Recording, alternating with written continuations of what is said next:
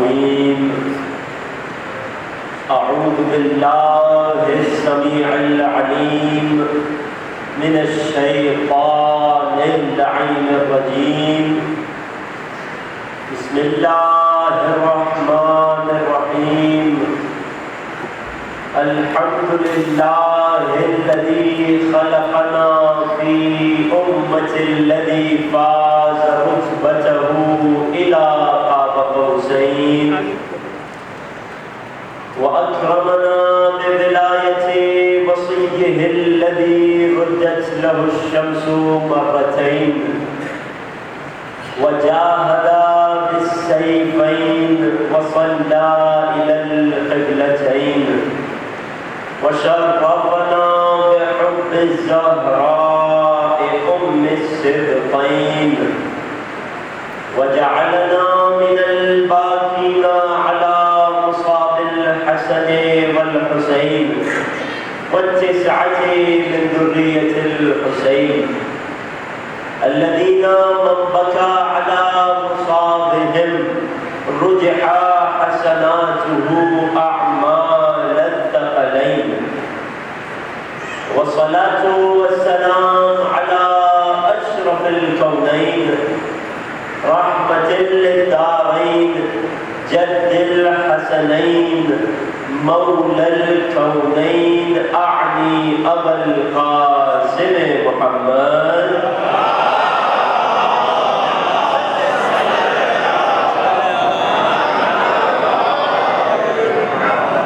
وعلى أهل بيته الأطيبين الأطهرين، رحمة الله على محبيهم ولعنة الله على أعدائهم ومنكري فضائلهم وغاسلي حقوقهم أجمعين. أما بعد، فقد قال الله الحكيم في كتابه الكريم: بسم الله الرحمن الرحيم. يوم ندعو كل أناس بإمامهم. صدق الله العلي العظيم. درود پڑھیے محمد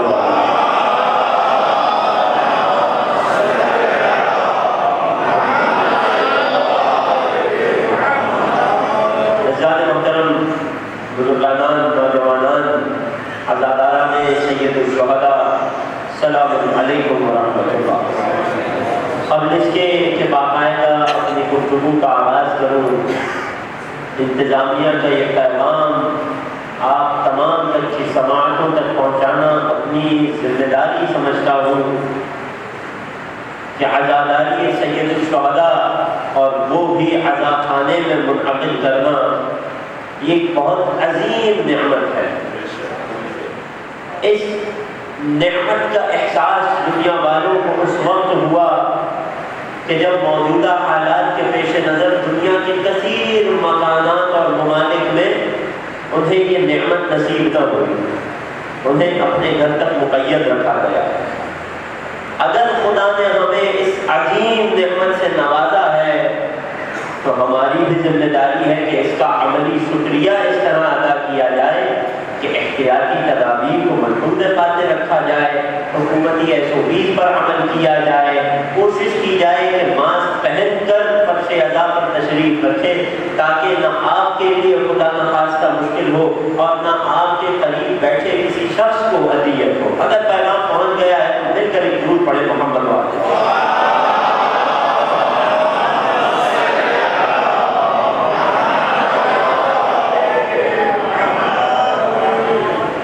اگر پیغام سب تک پہنچ گیا ہے تو سب مل کر ایک درود پڑھ دیں محمد والے.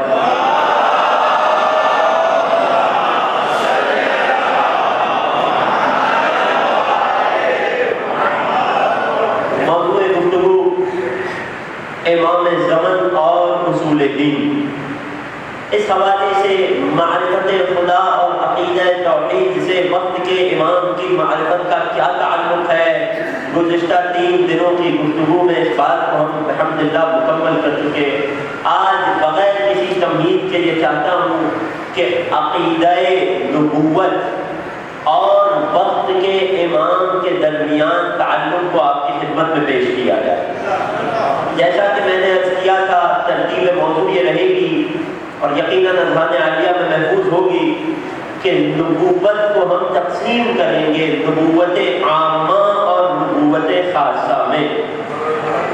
ایک مرحلے میں ہم نبوت خاصہ یعنی آخری نبی ختمی مرتبت کی نبوت کا وقت کے امام سے کیا تعلق ہے اسے پیش کریں گے، اور اس کے بعد والے مرحلے میں نبوت عامہ عمومی نبوتیں آدم سے لے کر عیسیٰ علیہ السلام تک کی نبوت کا وقت کے امام کی امامت سے کیا تعلق ہے اسے آپ کی خدمت میں تفصیل سے پیش کیا جائے گا۔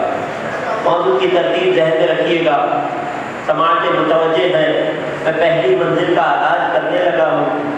چونکہ نبوت خاصہ سے وقت کے امام کی امامت کا تعلق بیان کے اعتبار سے مختصر ہے، لہذا اسے ہم مقدم کریں گے نبوت عامہ کے بیان پر۔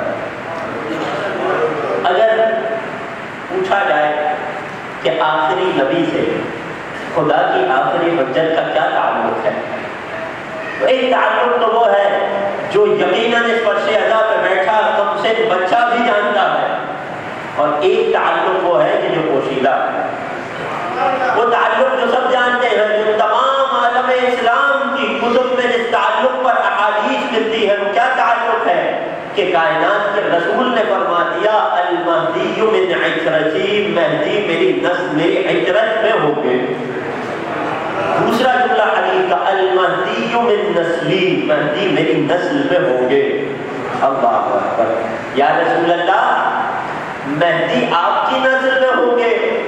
یا رسول اللہ مہدی کس کے فرزند ہیں؟ فرمایا کہ حسین کے نوے فرزند۔ یا رسول اللہ حسین تو فاطمہ زہرا کے بیٹے ہیں، فاطمہ زہرا تو آپ کی دختر ہے، یا رسول اللہ نسل تو بیٹے سے چلا کرتی ہے۔ بڑی نہیں کہ جواب آئے کہ جس طرح سے موسیٰ نے جواب دیا تھا اسی طرح رسول نے جواب دیا، جس طرح سے نبی اللہ موسیٰ کی نسل کو اللہ نے ان کے بھائی ہارون کے صلب میں رکھا تھا، بالکل ویسے ہی مجھ محمد مصطفیٰ کی نسل کو اللہ نے میرے بھائی علی مرتضیٰ کے صلب میں رکھا ہے۔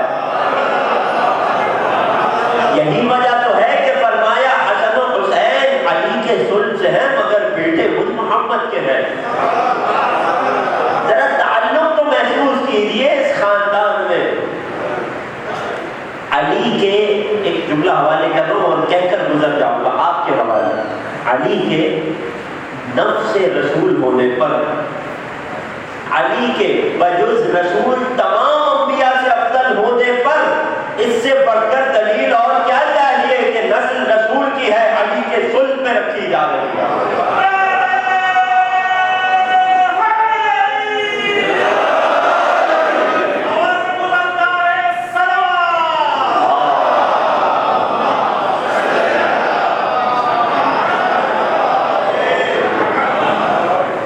یہ اعتراض پچھلے ائمہ پر بھی کیا جاتا رہا کہ جب ساتویں امام کے دور امامت ہے، اس وقت کا عباسی حاکم لوگوں کے سامنے فخر و مباحات کرنے کے لیے رسول اللہ کے روضے پر آتا ہے اور یوں سلام کرتا ہے، اپنی قرابت جتلانا چاہتا تھا، لوگوں کو یہ باور کرانا چاہتا تھا کہ دیکھو ہم خلافت نبی کے حقدار ہیں کیونکہ ہم رسول سے رشتہ داری رکھتے ہیں۔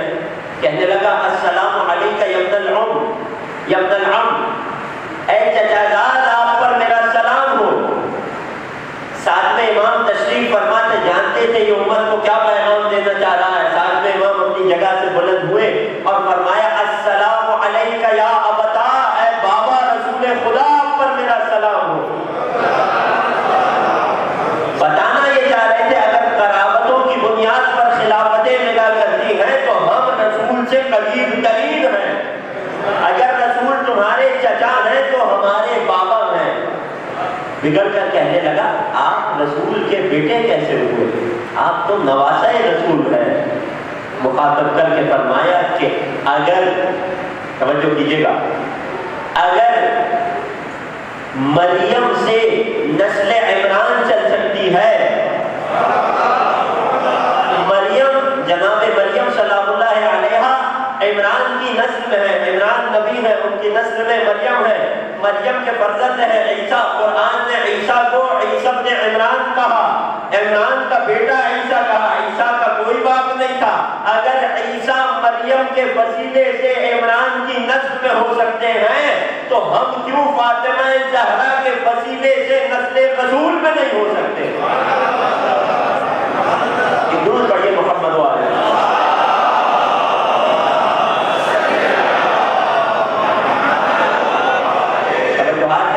نبوت خاصہ سے وقت کے امام کا تعلق. المہدی من نسلی، مہدی میری نسل میں سے ہے. یا رسول اللہ کیا فقط اتنا تعلق ہے؟ نہیں، بات آگے بڑھی. اسمہ اسمی، ان کا نام میرے نام پر ہوگا. میرا نام محمد ہے، ان کا نام میم ہا میم دال ہوگا. ائمہ نے یہ نام لینے سے منع فرمایا ہے.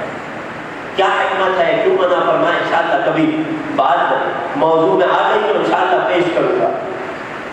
اسمہ اسمی، یا رسول اللہ کیا فقط اتنا تعلق ہے؟ وَقُنْيَتُهُ کنیتی، ان کی کنیت بھی میری کنیت پر ابو القاسم ہوگی.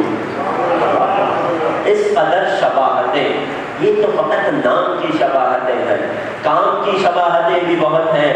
شمائل، جس طرح سے لوگوں نے رسول کے شمائل بیان کیے ہیں، کیسے دکھتے تھے، چہرہ انور کیسا تھا، نقش و نقوش کیسے تھے، بال مبارک، زلف مبارک کیسی تھی، رنگ کیسا تھا، لون مبارک کیسا تھا، اسی طرح ائمہ نے ہمیں وقت کے امام کے شمائل بھی بتائے ہیں. اور ان شمائل میں بھی رسول اپنے اس آخری حجت، اس آخری بیٹے سے بڑی قریب ہے. لیکن یہ سارے متعلقات ہیں کہ جو اس فرش ادا پر بیٹھا بچہ جانتا ہے. ایک اور تعلق، بڑا ہی عجیب اور گہرا تعلق، قرآن کی روح سے آپ کی خدمت میں پیش کرنا چاہتا ہوں. اور یہ تعلق پیش کر کے اس گفتگو کو تمام کر کے نبوت عامہ سے وقت کے امام کے ربط پر آ جاؤں گا. توجہات میرے ساتھ ہیں اپنی شخص تک. آخری نبی اور آخری امام میں ایک عجیب تعلق. قرآن مجید سورہ مبارکہ آل عمران آیت نمبر 81، اگر حافظہ ساتھ دے رہا ہے تو آیت کا نشان 81. ارشاد باری تعالی ہوا وَإِذْ أَخَذَ اللَّهُ مِيثَاقَ النَّبِيِّينَ، اے رسول اس وقت کو یاد کیجئے کہ جب اللہ نے عالم ارواح میں تمام انبیاء سے عہد لیا تھا. توجہ کر رہے تھی؟ اور کیجئے، یاد کرنے کا اسے کہا جاتا ہے جو حادثے کے وقت موجود ہو. توجہ کیجئے. وَإِذْ أَخَذَ اللَّهُ مِيثَاقَ النَّبِيِّينَ، اے رسول اس وقت کو یاد کیجئے جب خدا تمام نبیوں سے عہد لے رہا تھا. کیا عہد لے رہا تھا؟ لَمَا آتَيْتُكُم مِّن كِتَابٍ وَحِکْمَةٍ، کہ اے میرے انبیاء اب جب کہ میں نے تمہیں کتاب اور حکمت عطا کر دی ہے، تمہیں صاحب شریعت و دین بنا دیا ہے. ثم جاءکم رسول، پھر اس کے بعد میرا ایک رسول تمہارے پاس آئے گا. مصدقا لما معکم، اس کا عالم اور کیفیت کیا ہوگی؟ جو تم اپنے ساتھ تعلیمات سماوی لے کر آئے ہو کہ ان کی تصدیق کرے گا، انہیں رد نہیں کرے گا، ان میں اضافہ کرے گا، ان کے کمال تک انہیں پہنچائے گا. تو تمہاری اے نبیوں تمہاری ذمہ داری کیا ہے؟ 2 ذمہ داریاں ہیں. توجہ ہے. لَتُؤْمِنُنَّ بِهِ، وقت کے امام سے رسول اللہ کا ایک گہرا تعلق جو پوشیدہ ہے عام طور پر لوگوں سے. اے نبیوں جب میرا آخری رسول آئے گا تو تمہاری ذمہ داری ہے. 2 ذمہ داریاں ہیں. کیا؟ پہلی ذمہ داری لَتُؤْمِنُنَّ بِهِ، تمہیں اس پر ایمان لانا پڑے گا. دوسری ذمہ داری وَلَتَنْصُرُنَّ، اے نبیوں اس آخری نبی پر ایمان لے آنا کافی نہیں ہے. لَتَنْصُرُنَّ، تمہیں ضرور اس کی مدد و نصرت کرنی پڑے گی.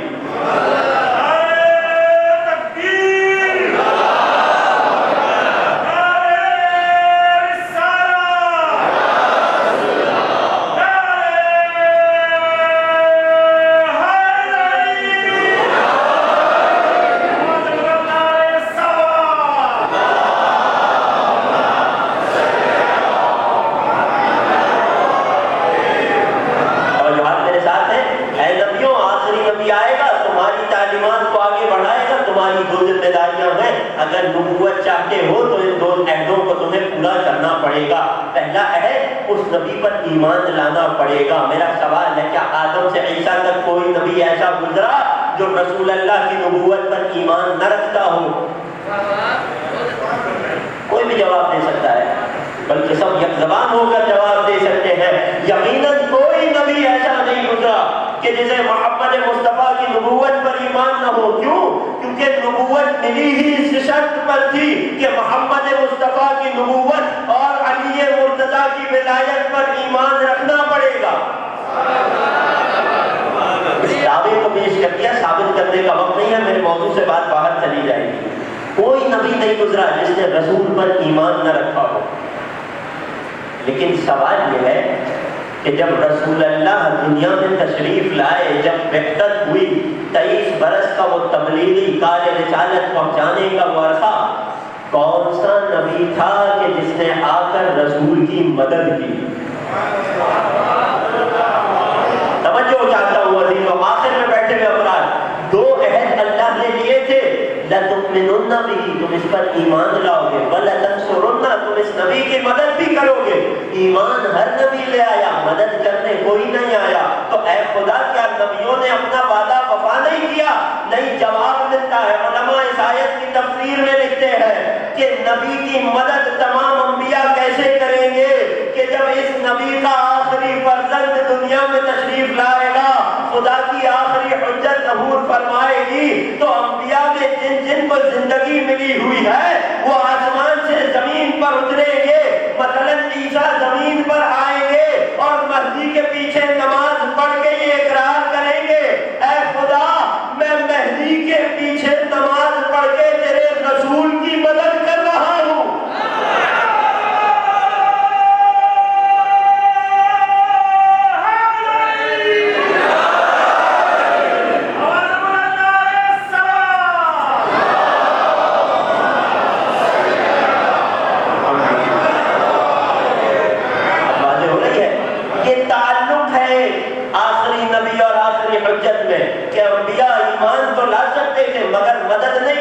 کب کریں گے آخری نبی کی مدد؟ کہ جب آخری نبی کا آخری بیٹا ظہور فرمائے گا۔ اب ان نبیوں کا آخری حجت کی مدد کرنا شمار ہوگا کہ یہ آخری نبی کی مدد کر رہے ہیں۔ بات پہنچ گئی ہے، تو درود پڑھیے اول سے آخر تک۔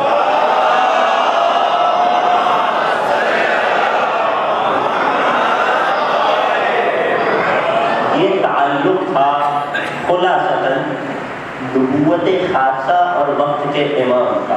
اب چاہتا ہوں انہی متوجہ سماعتوں کو لے کر دوسرے اگلے حصے میں وارد ہو جاؤں گفتگو کے، کہ وقت کے امام اور نبوت عامہ کا وقت، آدم سے لے کر عیسیٰ علیہ السلام کی نبوتوں کا اور ان انبیاء کا وقت کے امام سے کیا تعلق ہے۔ توجہ میرے ساتھ ہے۔ یہاں سے بحث تھوڑی سی گہرائی میں چلی جائے گی، لیکن میں نے کل یہ تجربہ کر لیا کہ سماعتیں شاداب ہیں، سماعتیں عالی ہیں، تو آپ کی سماعتوں پر بھروسہ کرتے ہوئے گفتگو کو اس مرحلے تک لے جاؤں گا، انشاءاللہ کے ساتھ ساتھ رہیں گے۔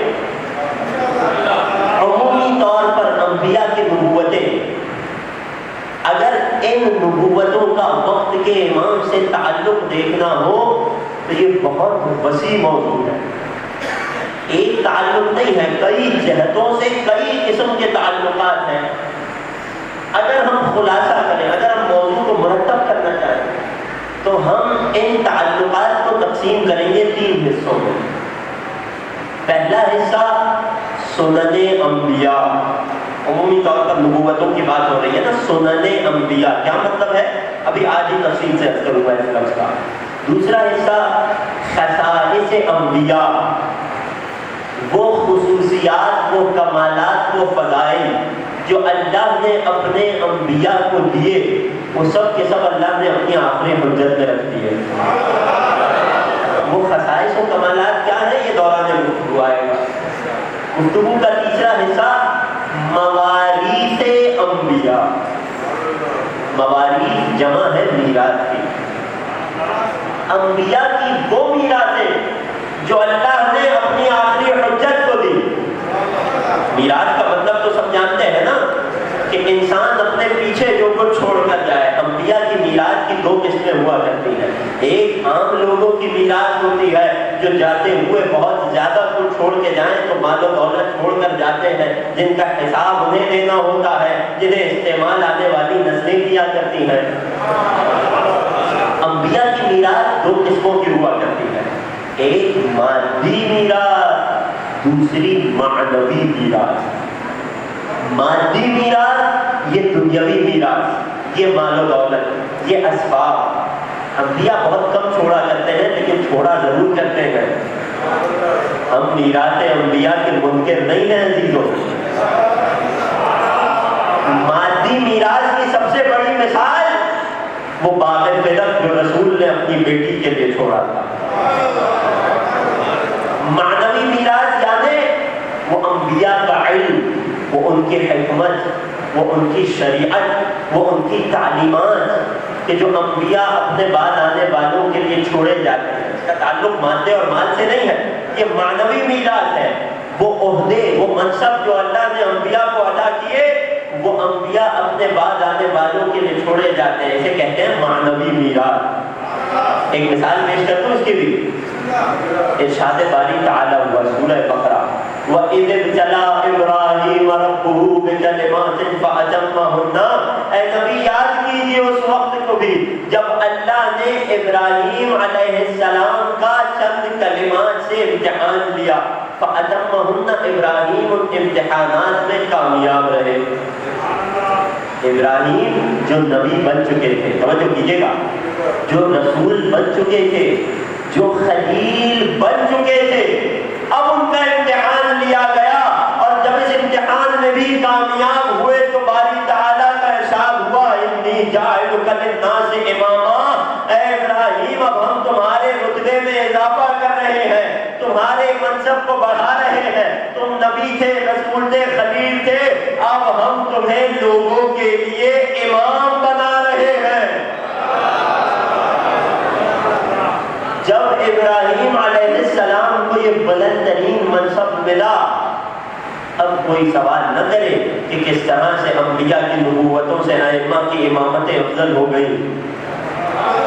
ابراہیم نبی تھے، خلیل تھے، رسول تھے.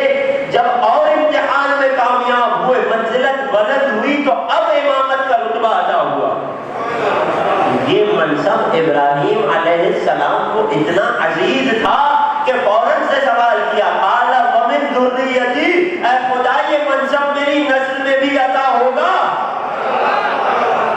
کیا تھا؟ یہ معنوی میراث کا سوال تھا جو ابراہیم اپنے رب سے کر رہے تھے کہ اے خدا میں چاہتا یہ ہوں کہ معنوی میراث میری نسل میں بھی پہنچے. جواب آیا، لا ینال عہد الظالمین، میرا یہ عہد امامت میرے بندوں میں سے ظالموں تک نہیں پہنچتا.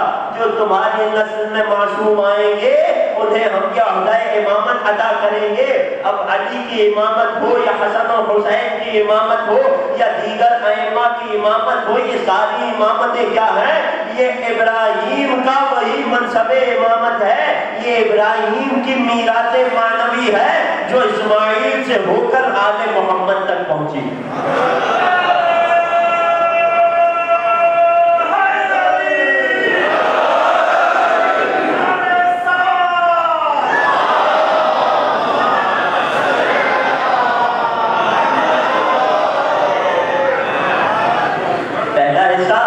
سنن انبیاء اور ان سے میرے وقت کے امام کا تعلق. دوسرا حصہ خصائص انبیاء، وہ فضائل، وہ کمالات، وہ خصوصیات جو خدا نے اپنی انبیاء کو مختلف ادوار میں دی، وہ ساری کی ساری میرے وقت کے امام میں جمع ہوگی. تیسرا حصہ گفتگو کا مواریث انبیاء، خدا نے اپنے مختلف انبیاء کو مختلف ادوار میں جو میراثیں عطا کی وہ کیا کیا ہے، یہ آئندہ گفتگو میں تفصیل سے آئے گا. وہ تمام میراثیں چاہے معنوی ہو چاہے مادی ہو، وہ سب کی سب اللہ نے اپنی آخری حجت، اپنے باقی ماندہ خزانے بقیت اللہ کے حوالے کر دی. موضوع کی ترتیب واضح ہو گئی. نبوت عامہ سے وقت کے امام کے تعلق کے بحث تین حصوں میں ہوگی: سنن انبیاء، خصائص انبیاء اور مواریث انبیاء. سب سے پہلے حصے پر آ جائیے، سنن انبیاء. کیا مطلب ہے؟ بات کا آغاز کرنا چاہتا ہوں، مل کر ایک درود پڑھیں محمد والے.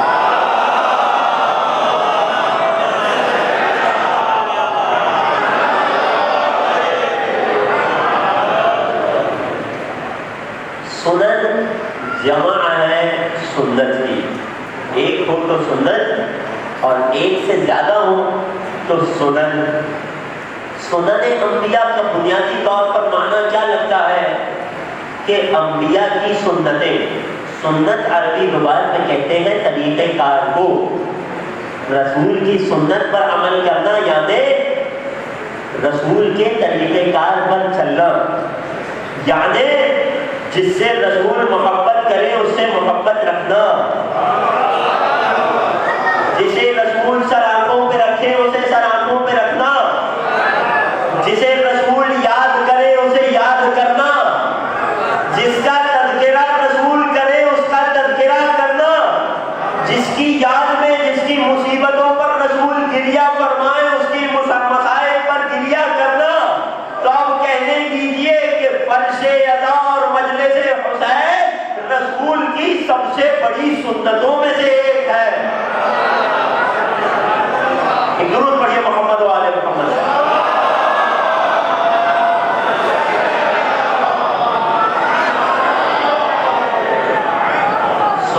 سنت کی جمع، سنت یعنی طریقہ۔ سنت انبیاء کا ظاہری معنی کیا لگتا ہے؟ انبیاء کا طریقہ، انبیاء کی سنتیں، لیکن یہاں مراد ہماری یہ نہیں ہے۔ مراد کیا ہے؟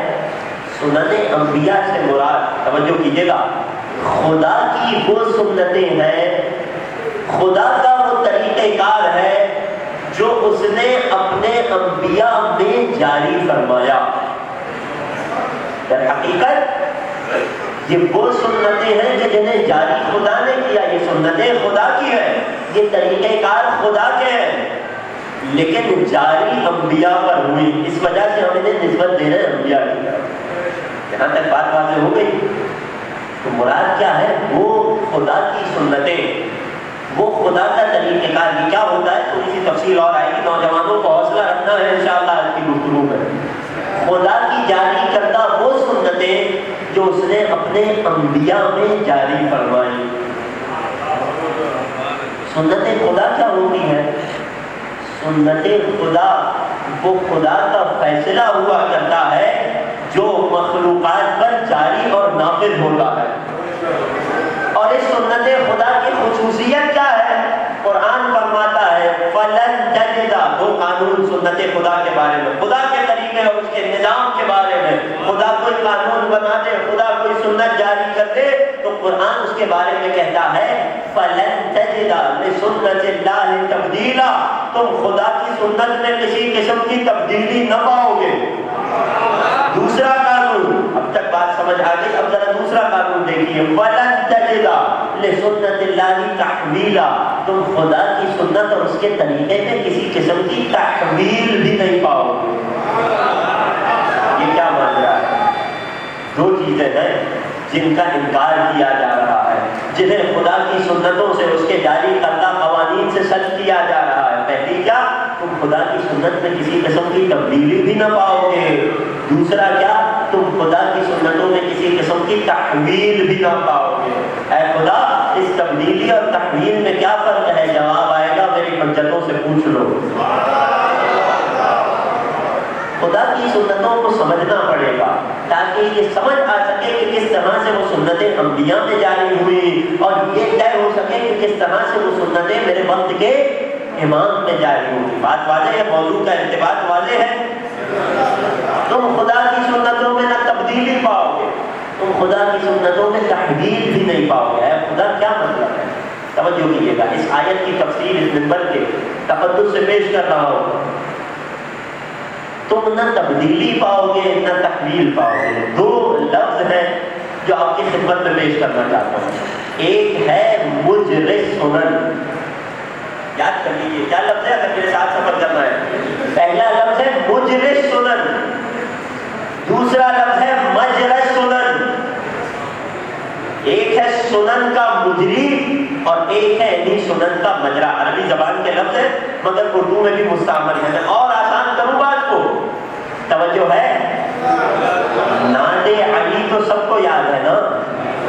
توجہ کیجیے گا، ان دونوں لفظوں کو سمجھانا ہے تاکہ تبدیل اور تحویل کا فرق سمجھ آ سکے اور قرآن کی آیت میں بیان کیے گئے یہ دونوں قوانین سمجھ آ سکے۔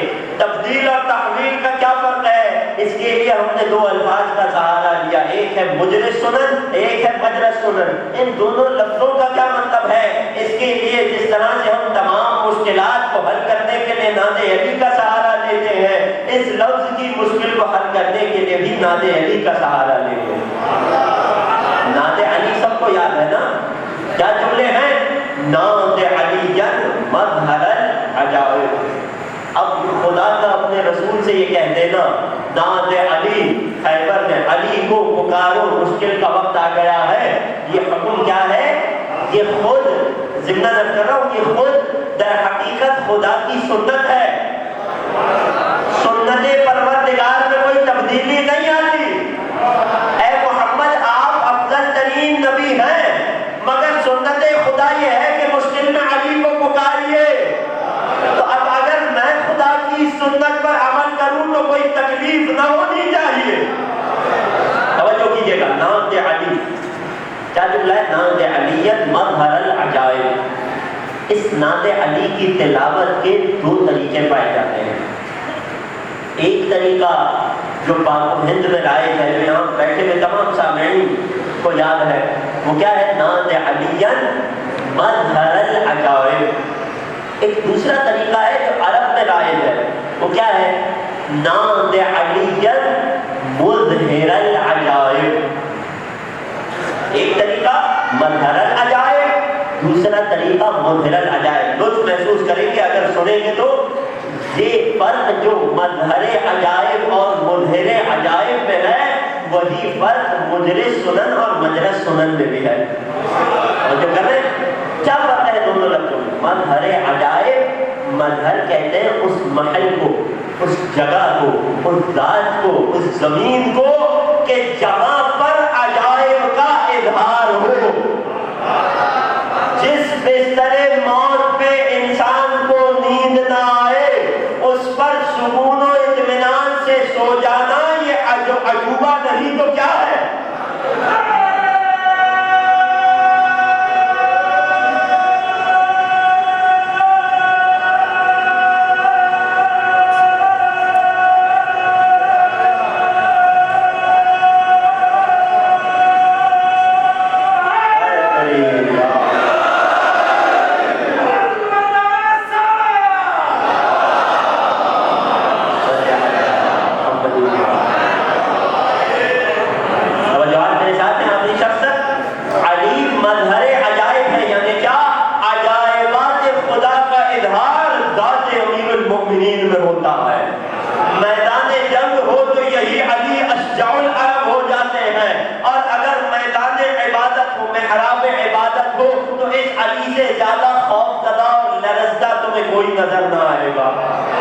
یہ کیا ہے؟ یہ ازداد، دو صفتوں کا، ایسی صفتوں کا جمع ہونا جو آپس میں ضد ہے۔ ایک شخص جو بہادر ہو وہ خوف نہیں کھاتا، جو خوف زدہ ہو وہ بہادر نہیں ہو سکتا۔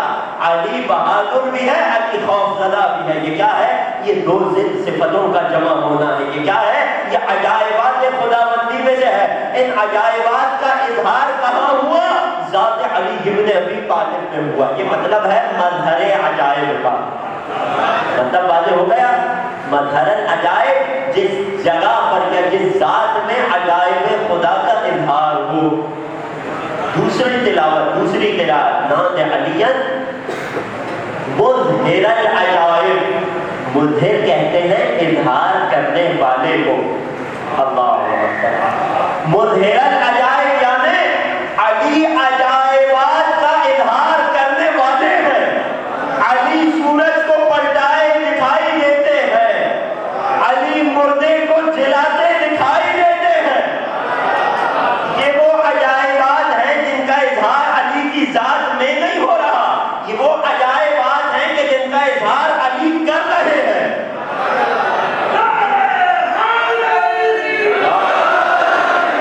علی مظہر عجائب بھی ہے، علی مظہر عجائب بھی ہے۔ مظہر جس جگہ پر اظہار ہو، مظہر جو عجائب کو ظاہر کرے، جس کے ہاتھوں پر عجائب ظاہر ہو، جو معجزات کا مصدر ہو۔ جو فرق مظہر اور مظہر میں ہے وہی فرق مجلس سنن اور مجلس سنن میں بھی ہے۔ مجلس سنن وہ جگہ، وہ مقامات، وہ زوال کہ جہاں پر خدا کی سنتیں جن پر جاری ہو، اور مجرے سنن وہ ذات الہی جو خود ان سنتوں کو جاری کرتا ہے۔ اب یہ فرق ذہنوں میں محفوظ ہو گیا، اب مشکل تو نہیں رہا۔ نام علی یاد کریں گے تو یہ فرق یاد رہے گا۔ جب یہ دونوں فرق والے ہو گئے تو اب آئیے آیت کی تفسیر پر۔ لن تجد لسنت اللہ تبدیلا ولن تجد لسنت اللہ تحویلا۔ نہ خدا کی سنت میں کوئی تبدیلی ہے نہ اس کے قانون میں کوئی تحویل ہے۔ کیا فرق ہے؟ کہتے ہیں ایک مرتبہ تغیر اور تبدیلی خود مجرد سنت کی جانب سے آتی ہے۔ وہ جو سنت کو جاری کرنے والا ہے وہ اپنی سنت کو جاری کرنا چھوڑ دے، اسے کہتے ہیں تبدیل ہونا۔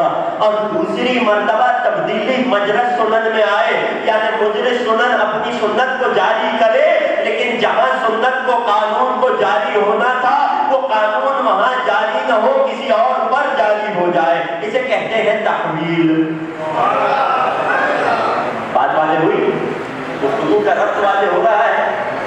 خدا کی سنت میں نہ تبدیلی ہے نہ تحویل ہے۔ ایک مثال دے دوں، موت خدا کی ایک سنت ہے، کل نفس ذائقۃ الموت، ہر نفس کو، ہر ذی روح کو موت کا ذائقہ چکھنا ہے۔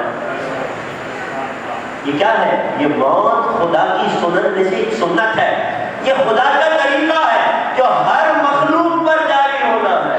تبدیلی کا کیا مطلب ہے کہ کسی مخلوق کو موت دینا ہے، خدا موت دینا چھوڑ دے اسے کہا جائے گا سنت میں تبدیلی آنا۔ اور خدا موت تو دے لیکن موت اس کی ہو اور اسے دے دے، اسے کہتے ہیں سنت میں تحویل ہونا۔ بات واضح ہوا؟ ایک مرتبہ خدا کی جانب سے سنت میں تبدیلی آنا، ایک مرتبہ جس پر سنت کو جاری ہونا ہے اس میں کسی قسم کی تبدیلی آنا۔ ایک اور مثال دے دوں، خدا کی سنت اور طریقہ کار یہ ہے کہ وہ اپنی حجتیں قرار دیتا ہے، وہ لوگوں میں ہادی اور رہنما معین کرتا ہے۔ لکل امت ہاد، ہر امت کے لیے ایک ہادی ہے جو اس کی سنت ہے، یہ اس کا طریقہ کار ہے۔ وہ ہادی کون ہوتا ہے؟ جو تمام گناہوں اور خطاؤں سے محفوظ اور معصوم ہو۔ اگر خدا حجت بنانا چھوڑ دے اسے کہا جائے گا سنت میں تبدیلی آنا، اور اگر خدا اسے امام یا حاکم بنا دے کہ جو غیر معصوم ہو، خطاؤں کا پتلا ہو، اسے کہا جائے گا سنت میں تحویل ہو جانا۔ سنت تو جاری ہوئی مگر مجرا تبدیل ہو گیا۔ اگر یہ فرق واضح ہو گیا تو بات کو آگے بڑھاؤں گا۔ ایک درود پڑھیے محمد و آلہ۔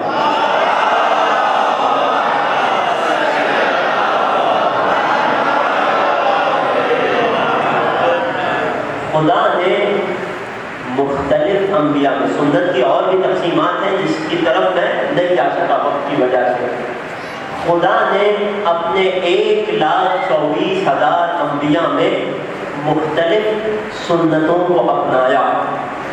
ہر نبی کے ساتھ مختلف طریقے اپنائے۔ کچھ طریقے اور سنتیں ایسے تھے کہ جو ہر نبی کے پاس تھے، ہر نبی پر جاری ہوئے، ہر نبی ان کا مجرا بنے، اور کچھ سنتیں خداوندی، سننیں خداوندی ایسی تھی کہ جو بعض انبیاء کے ساتھ جاری ہوئے۔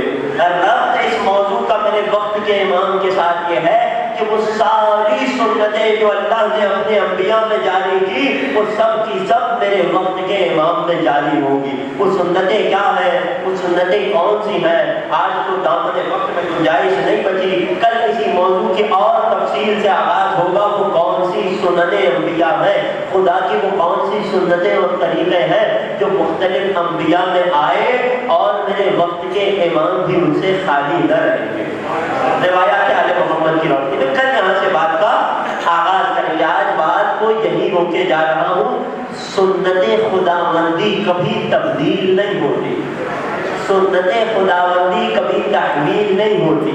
اس مشکل بات کو آپ کی سماعتوں میں راسخ کرنے کے لیے چاہتا ہوں کہ ایک اور مثال آپ کی خدمت میں پیش کروں۔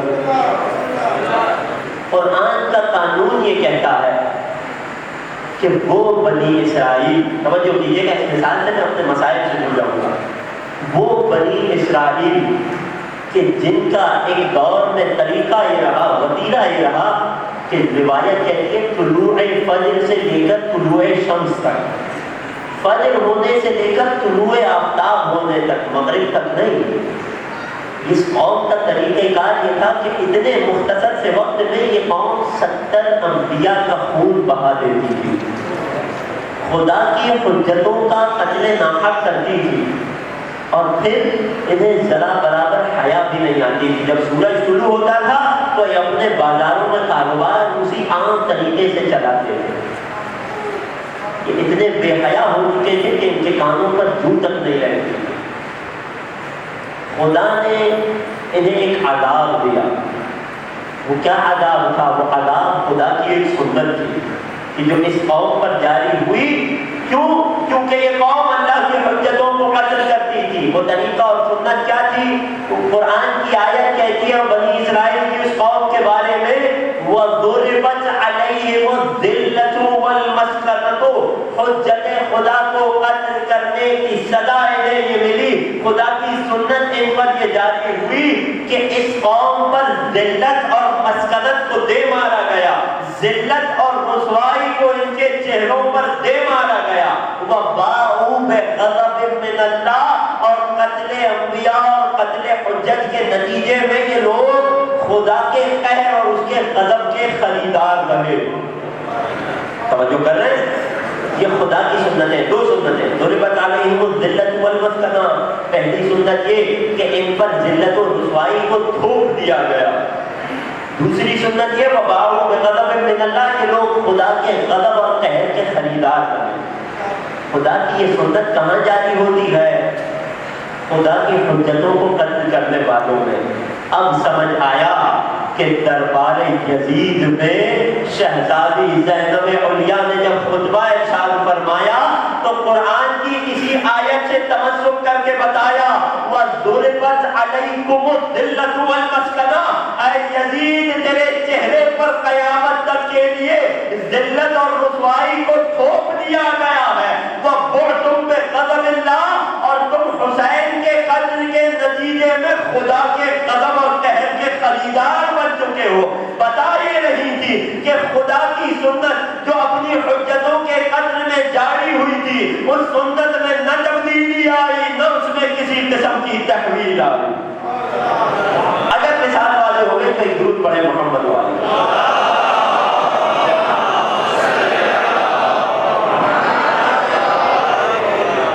بات جناب زینب ایک مستقل موضوع ہے۔ اس طرح سے نہج البلاغہ جا بجا قرآن سے ملی نظر آتی ہے، اسی طرح وارث نہج البلاغہ کی دختر، صاحب نہج البلاغہ کی دختر کا کلام بھی جا بجا قرآن سے متمسک اور ممزوج نظر آتا ہے۔ مستقل موضوع ہے۔ فی الحال ایک مثال آپ کی خدمت میں پیش کری، دوسری مثال آئے گی جب ہم سید الشہداء اور وقت کے امام کے تعلق پر آخری مجالس میں گفتگو کریں گے انشاءاللہ۔ بات کو آج یہیں تک روک دیتا ہوں۔ عزیزوں، چوتھی محرم آ گئی، عاشور سے پہلے تک ہمارے پاس فقط 6 روز باقی ہیں۔ آج سے بنی ہاشم کے شہداء کا تذکرہ شروع ہوگا۔ بہت دن تھا کہ جون و حبیب و زہیر ابن قین و مسلم ابن اوسجہ جیسے باوفا اصحاب کو بیان کیا جائے، مگر میں کیا کروں، دامن وقت میں دنوں میں اتنی گنجائش نہیں ہوگی۔ آج بنی ہاشم کے شہداء کے تذکرے کا آغاز ہے۔ اگر اب تک بھی کوئی رونے کے لیے آمادہ نہ تھا تو آج اپنے آپ کو تیار کر لیجیے، اور حق ہے کہ اگر بنی ہاشم کی قربانیوں کے ذکر کا آغاز کیا جائے تو شہزادی زینب علیہ سے ہی کیا جائے۔ کتنی قربانیاں شہزادی، کربلا کے مصائب کا آغاز بھی اسی شہزادی کی قربانی پر ہوتا ہے، اور کربلا کے مصائب کا اختتام بھی شہزادی کی قربانی پر ہوتا ہے۔ میری شہزادی کا کردار اگر دیکھنا ہو تو یوں دیکھیے کہ یہ علی کی وہ علی بیٹی ہے کہ 2 اماموں کے ساتھ اس نے کربلا کو فتح کیا۔ حسین مدینے سے کربلا تک لے کر آئے ہیں قافلے کو، کربلا سے مدینے تک سید سجاد قافلہ لے کر چلے ہیں، لیکن زینب نے مدینہ سے مدینہ تک اپنا کردار ادا کیا۔ میری شہزادی میرا سلام ہوا، خدا ہمیں آپ کی زیارت نصیب فرمائے، آخرت میں آپ کی شفاعت نصیب فرمائے، آپ کے روضہ مقدس کی حفاظت فرمائے۔ اے شہزادی، کیا پہاڑ جیسا دل ہے آپ کا، کیا کلیجہ ہے میری شہزادی کا، ذرا غور تو کیجئے۔ جب سفر پر نکلے ہیں تب سے شہزادی زینب اپنی قربانی کو تیار کر رہی ہے۔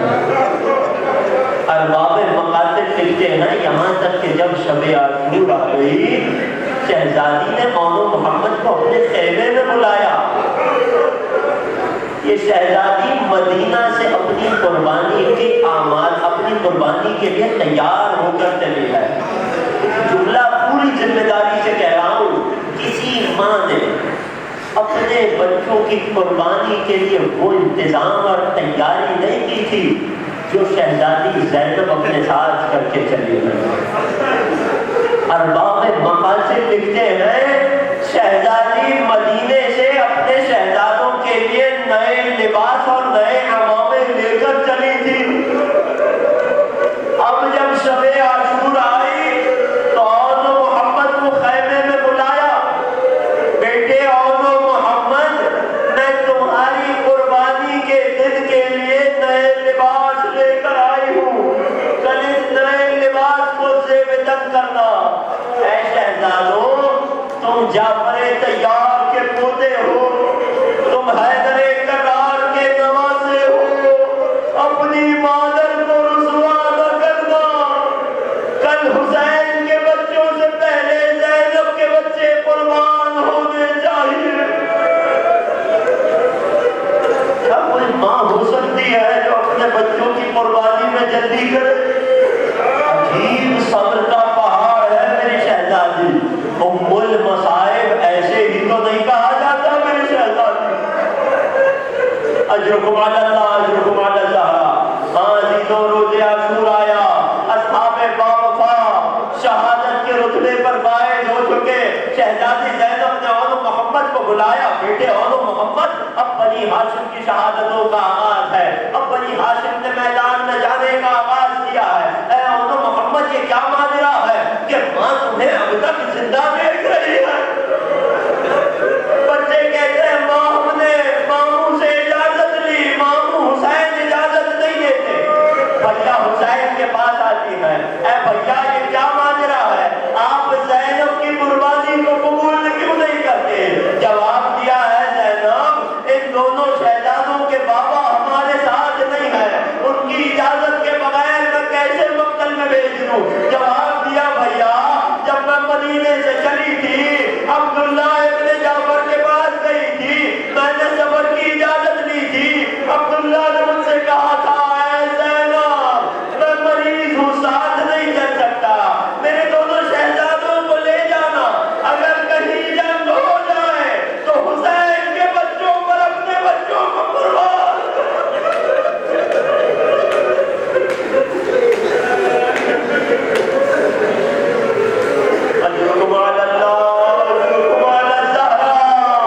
خدا کوئی غم نہ دے سوائے غم آل محمد کے، خدائے نازوں کو رومال شہزادی کونین میں جگہ دے، خدائے نوازوں پر رحم فرمائے، خدائے چہروں پر رحم فرمائے۔ آقا حسین نے جب اس جملے کو سنا، شہزادوں کو مقتل میں جانے کی اجازت دی۔ اور محمد شہزادے ہیں، بنی ہاشم کا خون ہے، جعفر طیار کے پوتے ہیں، حیدر کرار کے نواسے ہیں، مگر ہیں تو کم سے بچے، کب تک لڑتے، کتنا لڑتے؟ پہلے چھوٹے شہزادے محمد زمین پر آئے، کچھ دیر بعد بڑے شہزادے اور زمین پر آئے۔ جے مامو جان، ہمارا آخری سلام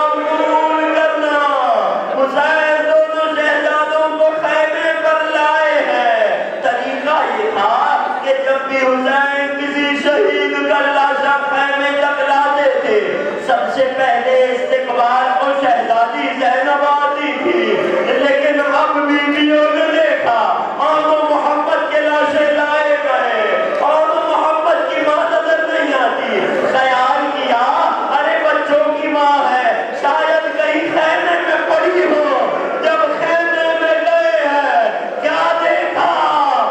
سر زمین کربلا پر سجدے میں ہے، اے خدا مجھے رسوا نہ کرنا۔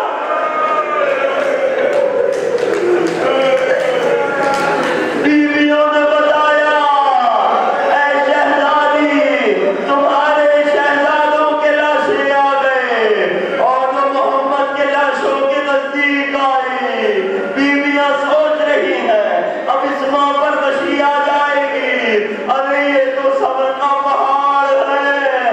جانتے ہو کیا کیا؟ جسے جتنا گریا نصیب ہو تمام کر رہا ہوں۔ ارے شہزادی نے ایک طرف آن کے لاشے کو رکھا، ایک طرف محمد کے لاشے کو رکھا، ایک ہاتھ آن کے سینے پر رکھا، ایک ہاتھ محمد کے سینے پر رکھا، سجدے میں گر گئی۔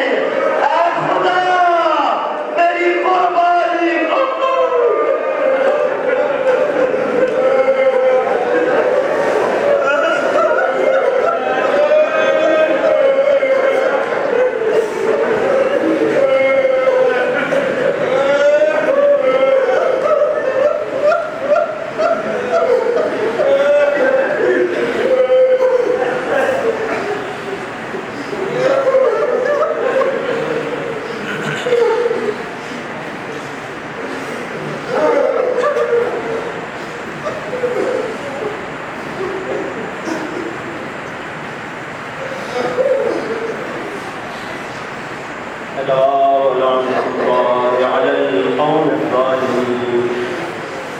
وسيعلم الذين ظلموا آل محمد أي منقلب ينقلبون۔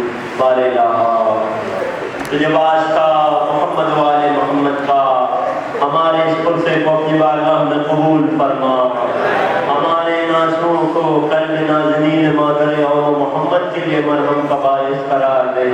بار الہ شہزادی زینب کی بارگاہ میں ہمارے اس گریے کو قبول فرما۔ بار الہ صغیرہ و کبیرہ گناہوں کو معاف فرما۔ بار الہ تجھے شہزادی زینب کی اجڑی گودی کا واسطہ، جو مؤمنین و مؤمنات بے اولاد ہیں اولاد کی خواہش رکھتے ہیں انہیں رون و محبت کے صدقے اولاد زرینہ و صالحہ عطا فرما۔ بار الہ جو دل میں حاجتیں لیے فرش عزا پر بیٹھے ہیں ان کی تمام حاجتوں کو بر فرما۔ بار الہ جو بیمار ہیں انہیں شفائے کاملہ و عاجلہ عطا فرما، جو بے روزگار ہیں انہیں بہترین روزگار عنایت فرما۔ بار الہ ہمارے مرحومین کی مغفرت فرما۔ سب سے بڑی دعا سب سے بڑی آرزو منجی بشر منتقل کربلا فرزند زہرا قائم آل محمد کے ظہور میں تعجیل فرما، انہیں ان کے خاص آوان و انصار میں شمار فرما۔ ربنا تقبل منا انك انت السميع العليم وتب علينا انك انت التواب الرحيم بجاه محمد وآل الطاهرين وماتم الحسين۔